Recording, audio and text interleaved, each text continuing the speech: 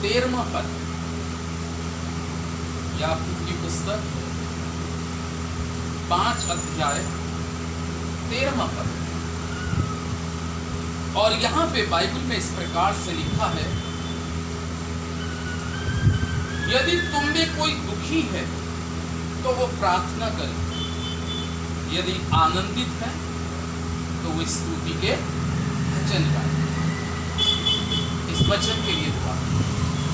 हमारे जीवित महान प्रेमी सामर्थी अद्भुतकारी परमेश्वर, ये शाम आपने हमारी जिंदगी में दी कि हम इस घर में तेरे नाम को लेके आ सकें और तेरे वचन के द्वारा तेरे लोगों को एनकरेज कर सकें।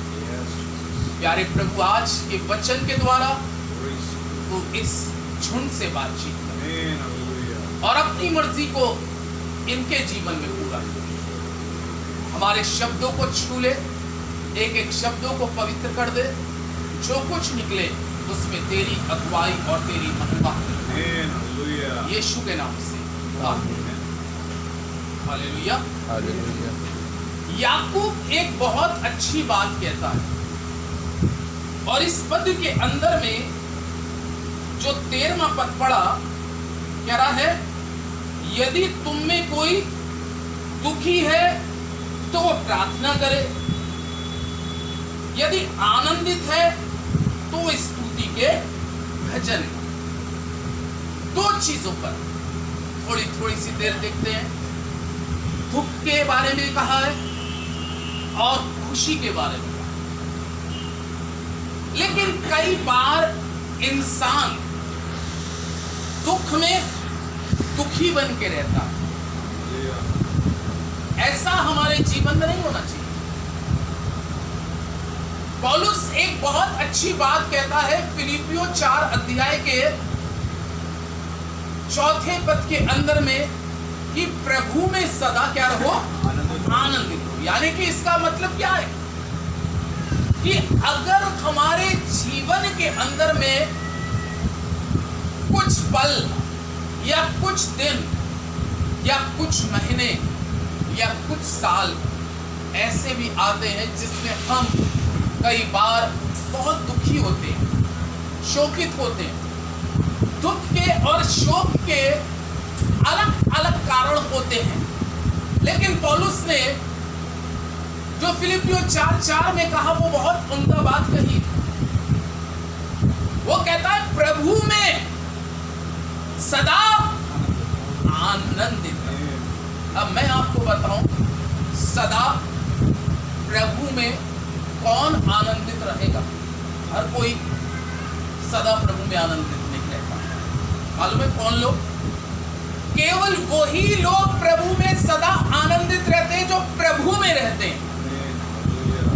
प्रभु में जो रहेगा, परमेश्वर के जो वचन में रहेगा, उसको दुख से, गरीबी से, पीड़ा से, शत्रु के सताव से इतना ज्यादा लेन देन नहीं है।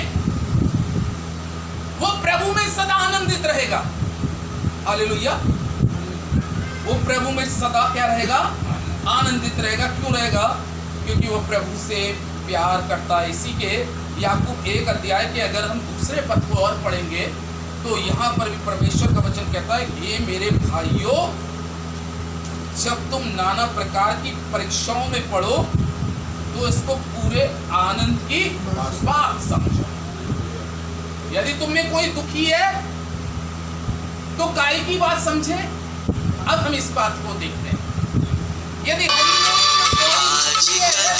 तो याकूब का पद जो बताया जा रहा है, याकूब इस पद के अंदर में क्या कह रहा है?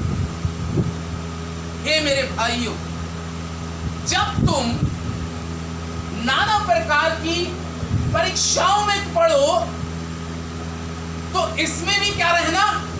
आनंदित रहना।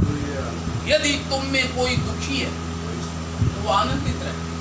हालांकि याकूब ने उस जगह कहा यदि तुम में कोई दुखी है तो प्रार्थना करे और खुश है तो प्रभु की स्तुति करे। लेकिन मैं दुख को आनंद में ले जाने की बात कर रहा हूं कि दुख में भी रहकर, गरीबी में, बीमारी में, असफलताओं में भी रहकर जिस जीवन के अंदर में परमेश्वर है, या जिस जीवन के अंदर में प्रभु की उपस्थिति है, हे मेरे भाइयों, जब तुम नाना प्रकार की परीक्षाओं में पढ़ो, नाना प्रकार के दुख में पढ़ो, नाना प्रकार की पीड़ा में पढ़ो, तो इसको बड़े आनंद की बात समझना, बड़े आनंद की बात समझना। अब हम एक शख्स को और देखते हैं, प्रेरितों के काम 16 अध्याय, प्रेरितों के काम 16 अध्याय और 16 अध्याय के 23वें पद से पढ़ रहा हूं मैं 25वें पद तक।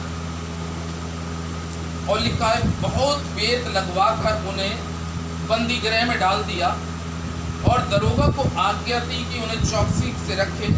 उसने ऐसी आज्ञा पाकर उन्हें भीतर की कोठरी में रखा और उनके पांव काट में ठोक दिए। आधी रात के लगभग पौलुस और सिलास प्रार्थना करते हुए परमेश्वर की क्या कर रहे थे?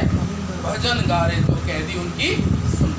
ये पौलुस सिलास के बारे में कलाम इस प्रकार से कहता है कि लोग इससे, इन दोनों प्रभु के शिष्यों से बहुत ही ज्यादा चिढ़े हुए थे।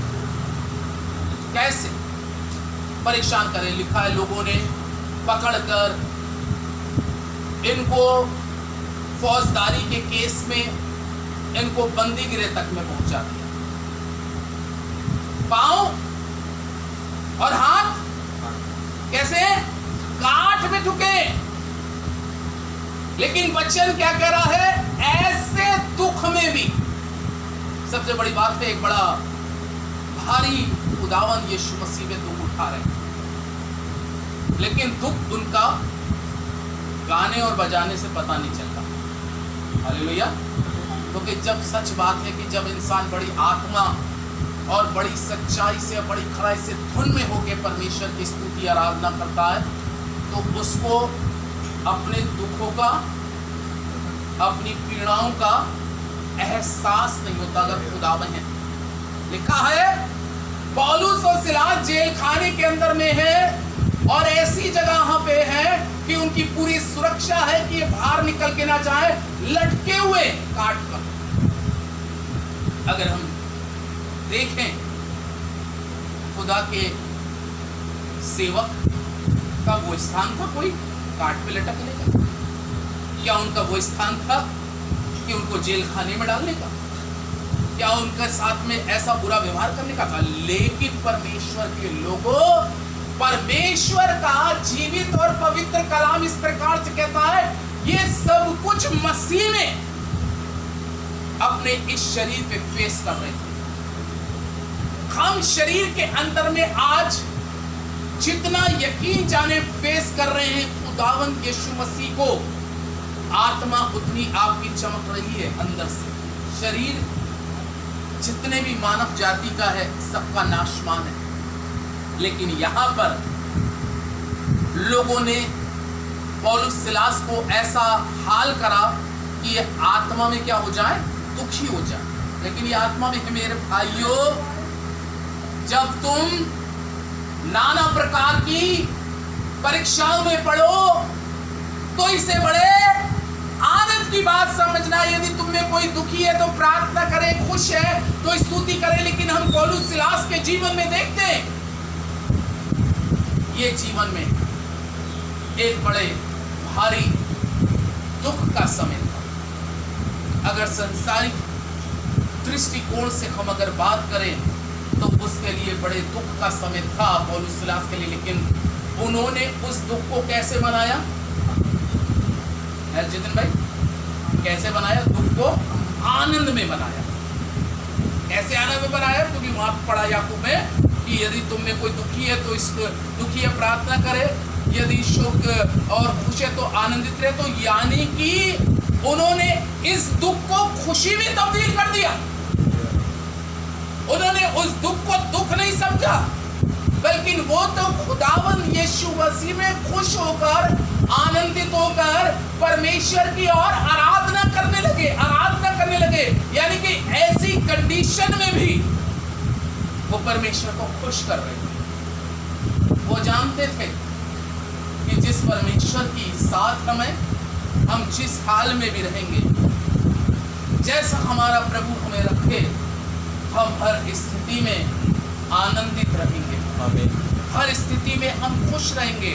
और मालूम है जब कलाम में लिखा है कि जब वो आनंदित होकर स्तुति के भजन गा रहे थे, बेशक काट पर थके हैं, हाथ पांव लटके हुए हैं काट पे, लेकिन प्रभु के लोगों उनके दिल को, उनकी जबान को, उनके मुंह को कोई नहीं बंद करता है। आनंदित, आत्मा आनंदित। तभी तो पौलुस और दाऊद कहता है मैं आत्मा में प्रभु की स्तुति करूंगा। ऐसे रसबाज वो ढूंढ रहा है जो आत्मा सच्चाई के साथ उसकी स्तुति करे, उसकी प्रशंसा करे, उसकी बड़ाई करे, उसकी हमदो तारीफ करे। परमेश्वर के लोगों, कलाम में लिखा है जब वो आत्मा के भाव से पौलुस सिलास उसकी आराधना स्तुति कर रहे थे, लिखा कैदी उनकी क्या कर रहे थे, सुन रहे थे। अगर खुदावंद यीशु मसीह में हम जेल खाने में भी है, अगर खुदावंद हमारे साथ है तो वहां पर भी चर्च लग सकता। परमेश्वर की आराधना होनी चाहिए। ये नहीं है कि कोई बड़ी बिल्डिंग है तो उसी को हम कहते हैं गिरजाघर। ये भी गिरजाघर है जहाँ पे 2 या 3 जमा हो जाए, वहीं पे परमेश्वर की आराधना, वहीं पे परमेश्वर मौजूद, वहीं पे परमेश्वर का आत्मा काम करता है। जेल खाने में आप कैसे सोचेंगे मैं कैसे जेल खाने में आराधना करूं, मैं कैसे काट पे लटका हुआ, ये तो मेरे लिए शौक है। वो लटक के मुंह लटका के रो नहीं रहे थे, आंसू नहीं बहा रहे थे, बल्कि वो अपने प्रभु परमेश्वर में क्या थे, आनंदित। आमीन। दुख में आनंद। जब वो दुख में आनंदित थे तो लिखा है कैदी सुन रहे थे। कलाम कहता है प्रभु के लोगों क्या हुआ, जेल खाने के दरवाजे क्या हो गए, खुल गए। वचन कहता है दरोगा सोचा शायद भाग गए, अपनी तलवार को लेके अपने पेट में भोंकने जा रहा था पौलुस और सिलास। उसके पास जाकर कहते हैं अपने को हानि ना पहुंचा, क्योंकि हम यही हैं, हम भागे नहीं हैं, हम निकले नहीं हैं। कलाम कह रहा है दरोगा उनके कदमों में क्या हो गया, गिर गया, कदमों में गिर गया और कहने लगा हे साहिबो उद्धार पाने के लिए मैं क्या करूं।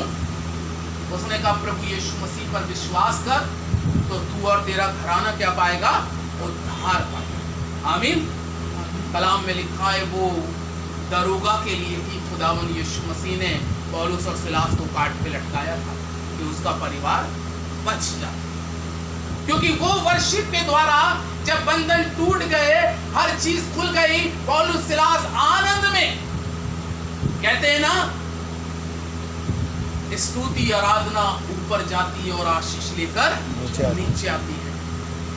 वो आशीष जब नीचे आई तो बंधन खुल गए, किवाड़े खुल गई, फाटक खुल गए, और दरोगा के जीवन में भी दुख के बदले क्या आ गया, आनंद आ गया। क्योंकि मारने जा रहा था, दुखी था, उसने कहा दुखी मत हो, हम यही हैं, अब तेरा दुख आनंद में क्या हो जाएगा, बदल जाएगा। प्रभु के लोगों परमेश्वर है, हमारे दुख में भी वो चाहता है हम आनंदित रहें और परमेश्वर की आराधना वर्शिप में अपने को सदा सर्वदा तैयार रखें। ये है परमेश्वर का वचन। खुदा अपने वचन पर आशीष दे। आमीन। आइए प्रार्थना करें। हमारे स्वर्ग शक्तिमान, हमारे जीवित और पवित्र अनुग्रहकारी परमेश्वर, राजाओं के राजा, प्रभुओं के प्रभु, आज की संध्या काल में हम बड़ी नम्रता के साथ, बड़ी दीनता के साथ तेरे पवित्र चरणों में आते हैं। खुदा बाप आज तुझसे प्रार्थना करते हैं प्रभु, अपनी विशेष आशीष पिता हमारे प्रिय परिवार पर दे खुदा। विशेष भाई जितिन के लिए दुआ करते हैं खुदावंद, बेशक भाई काफी समय से खड़े नहीं हो पाए, चल नहीं पाए, लेकिन तुझ में आज भी आनंदित है खुदावंद। आज भी तेरी वर्शिप में अपने आप को तैयार रखते हैं खुदा बाप। मैं जानता हूँ प्रभु कि तूने मनुष्य के लिए हर समय ठहराया है खुदावंद। इनका शोक, इनका दुख इस आराधना के द्वारा आनंद में बदल जाए प्रभु जी, और इनके जिस्म में एक नई ताकत आए प्रभु, पैरों में एक नया बल आए। हमारे बुजुर्ग अंकल पर अनुग्रह कर प्रभु, बुजुर्गी में है प्रभु, उनको स्वस्थ और भला चंगा रखने की आशीष ने। आंटी पर अनुग्रह कर बहनों पर अनुग्रह कर परमेश्वर। परिवार में जितने लोग रहते हैं प्रभु, बड़े से छोटे तक पर तेरी करुणा, तेरी दया, तेरा फजल मांगता हूँ। आज के रोज में जो भी तेरा वचन दिया गया उसके द्वारा ये परिवार आशीष पाए, आशीष पाए। मैं आपका धन्यवाद करता हूँ। सारा आदर, सारी महिमा मैं आपको देते हुए प्रार्थना को प्रभु यीशु के नाम से मांगता हूँ। आमीन।